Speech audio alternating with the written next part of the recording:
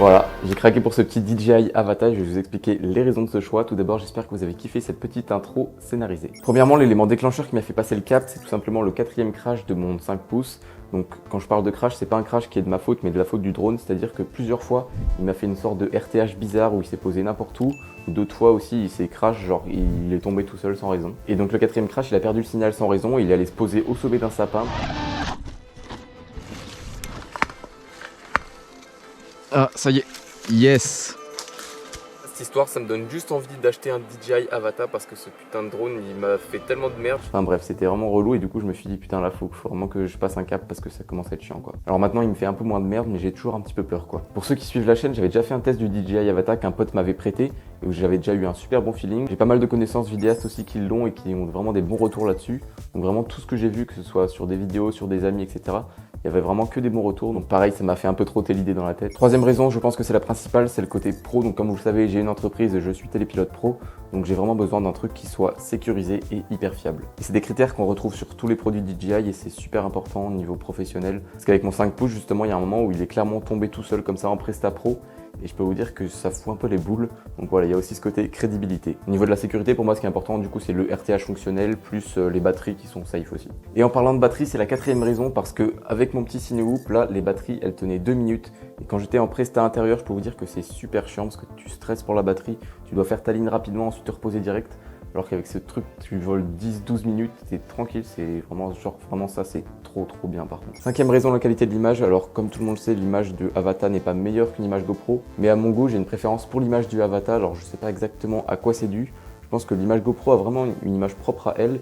Je trouve que le Avata ressemble plus à des images qu'on peut retrouver sur des caméras, même si c'est quand même complètement différent, vous le savez. Et pour finir, c'est le côté 2 en 1, donc c'est le fait que ce Avata, pour moi, c'est un mélange entre un 5 pouces et un Cinehoop. Ce qui permet de donc faire les deux choses sans avoir de drone, donc ça permet aussi d'avoir un truc qui prend moins de place. Le truc fait littéralement la taille de ma main et ça c'est ouf, tu le rentres n'importe où quoi. Encore une fois, un Avata c'est beaucoup moins puissant qu'un 5 pouces, pour mon utilisation en tout cas c'est suffisant et c'est tout ce que je demande. Autant vous dire que j'avais suffisamment de raisons pour craquer et c'est clairement le drone qu'il fallait pour mon utilisation. Et je vous propose d'aller directement faire mon premier vol avec le Bestio, let's go!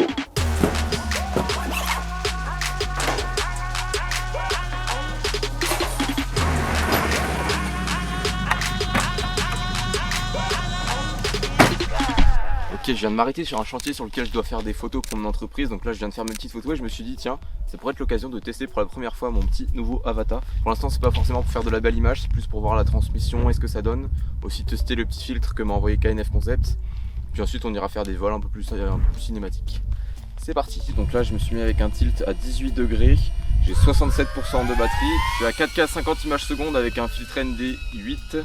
Et donc là normalement on a un motion blur qui est plutôt pas mal. Donc voilà, déjà on peut tester en fait la transmission. Donc vous pouvez voir, moi je suis là-bas au niveau du H. Donc déjà en fait rien qu'ici je suis un peu à travers une butte. Et en gros le chantier est juste ici là, petit château d'eau, enfin je sais plus exactement comment ça s'appelle. Et déjà ce qui est ouf c'est que vraiment quand je passe ici, il y a zéro problème de transmission, genre c'est tout net. Et c'est incroyable en tout cas au niveau de la différence par rapport au Cadix que j'utilisais sur mes autres drones. Là c'est un truc de malade à quel point la qualité de l'image est toujours ultra clean. Vraiment c'est un truc de fou. Donc niveau transmission c'est parfait, niveau image bon faudra que je regarde sur le PC. Niveau sensation de vol c'est très cool, genre c'est ultra smooth à piloter. Et oui je voulais dire aussi j'ai désactivé la stabilisation donc c'est restabilisé avec Gyroflow derrière. Voilà, là je suis vraiment derrière la butte. Donc c'est ouf à quel point il y a zéro problème de transmission. On va monter un peu dans les arbres, voir ce que ça donne. Ouais c'est cool hein. Franchement, il n'y a aucun moment où j'ai perdu un tout petit morceau de signal alors que je commence à m'éloigner. Là, on va essayer de descendre un peu vers le bas là par exemple. Là, il n'y a toujours aucun problème. Putain, c'est un truc de ouf hein. Ah ouais, la transmission est super clean. Parce que là, il n'y a aucun souci avec tous les arbres. Alors que je suis en contrebas, il y a une petite colline entre nous deux. On va faire un peu de rasemote là. Hop. Là je vais aller un peu de l'autre côté, vers le bas dans ce champ là. Alors faut savoir que là il fait moins 4 degrés, donc c'est assez difficile au niveau des doigts parce que je suis sensible. Et dès qu'il fait un peu froid j'ai le bout des doigts qui est gelé. Donc c'est assez difficile pour le pilotage. Mais bon il y a quand même du soleil donc ça fait du bien. Là je commence à avoir les doigts qui sont vraiment très froids, c'est super dur. Aïe aïe aïe. Maintenant on va essayer de faire un petit full dans les airs pour voir le dive, ce que ça donne. On lâche les moteurs. Ah, ça retombe vite mais... Ok, ça marche bien.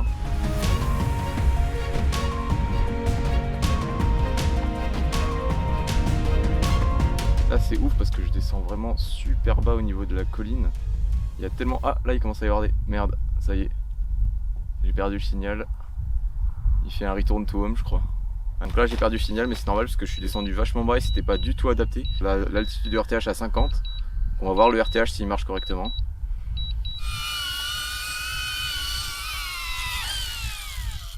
Franchement j'ai décollé juste en gros 1 mètre, 1 mètre 50 derrière, donc c'est quand même plutôt bien précis.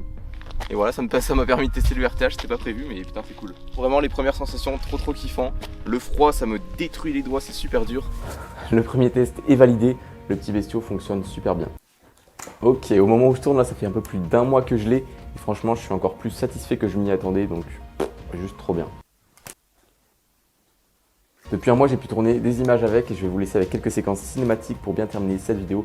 Mais juste avant, on n'oublie pas de s'abonner au Instagram, c'est important. Allez, ciao!